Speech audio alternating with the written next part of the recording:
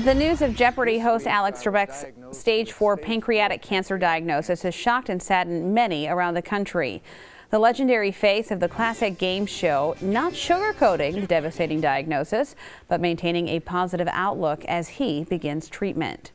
Unfortunately, only 3% of people with pancreatic cancer at Trebek's stage live more than 5 years. We talk with doctors today about what the treatment is like and if there's any way to catch this silent killer earlier. Pancreas cancer is a difficult diagnosis. Most of the time, it's one that's late.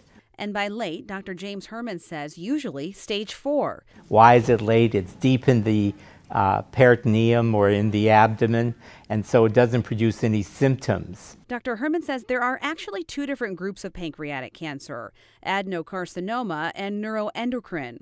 Although it is unclear which one Alex Trebek has, the more common one is adenocarcinoma, with an average survival of 2 to 6 months. Well, it's the 4th most common killer now in the United States.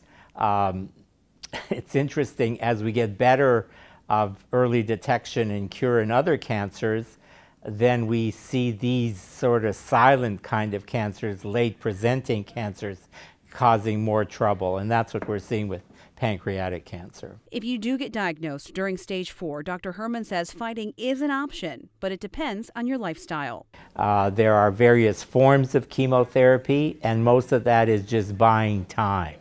So you have to think about quality of life as well as quantity of life. Dr. Herman says clinical trials are an option too. He added he admires Trebek for facing the disease head on. I admire his courage of saying he's going to fight. I think it was very courageous of him to come out and tell everybody.